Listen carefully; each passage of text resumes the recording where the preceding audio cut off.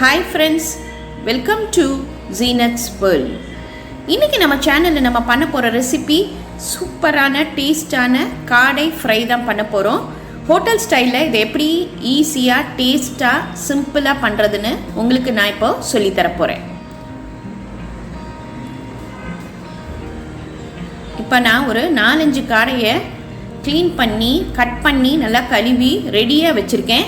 இந்த மாதிரி பீஸாக போட்டுக்கோங்க, அப்போ தான் நல்லாயிருக்கும். இப்போ நம்ம அதில் 2 ஸ்பூன் மிளகாய்த்தூள், மஞ்சத்தூள் 1/2 ஸ்பூன், இஞ்சி பூண்டு பேஸ்ட் 2 ஸ்பூன்,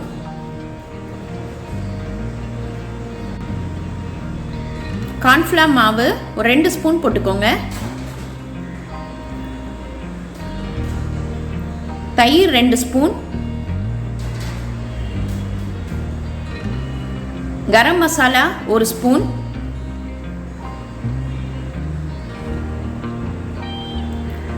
அரிசி மாவு 1 ஸ்பூன், உப்பு தேவையான அளவு, வினிகர் 1 ஸ்பூன்.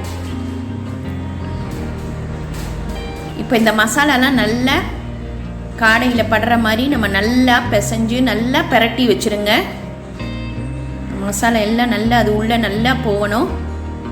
இப்போ இதை நல்லா பிரட்டிட்டு ஒரு 1/2 மணி நேரம் நம்ம நல்லா ஊற வச்சுட போகிறோம். அதுக்கப்புறம் தான் நம்ம ஃப்ரை பண்ண போகிறோம். அதான் மசாலா இந்த காடையில் நல்லா ஒட்டி இருக்கும். ஒரு 1/2 மணி நேரம் ஊற வச்சிடலாம். இப்போ 1/2 மணி நேரம் நல்லா ஊறிடுச்சு. இப்போ நான் இங்கே அடுப்பில் கடாயில் எண்ணெய் ஊற்றி வச்சுருக்கேன். எண்ணெய் நல்லா காஞ்சோன்னு நம்ம இதை போட்டு பொரிச்சு எடுக்க போகிறோம். நல்லா டீப் ஃப்ரை பண்ணிடுங்க.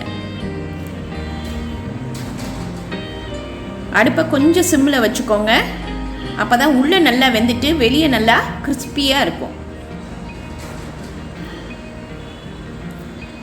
சிக்கன் உடம்புக்கு நல்லது இல்லைன்னு சொல்கிறாங்க. இந்த காடையில் நிறையா புரோட்டீன் சத்துலாம் இருக்குது. காடை உடம்புக்கு ரொம்ப நல்லது.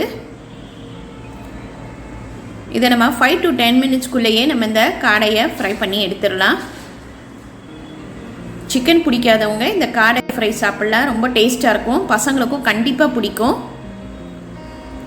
அவ்வளோதான், நல்லா ஃப்ரை ஆயிடுச்சு பாருங்கள். இதை நம்ம ஒரு பிளேட்டில் ட்ரான்ஸ்ஃபர் பண்ணிடலாம்.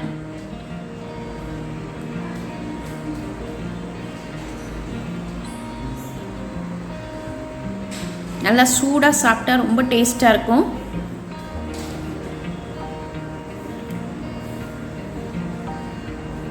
இது ரொம்ப ஈஸியான ரெசிபி.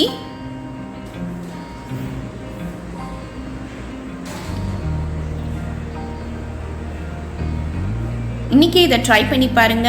லைக் பண்ணுங்க, ஷேர் பண்ணுங்க, ப்ளீஸ் சப்ஸ்கிரைப் பண்ணுங்க, உங்கள் கமெண்ட் எனக்கு அனுப்புங்க. தேங்க்யூ.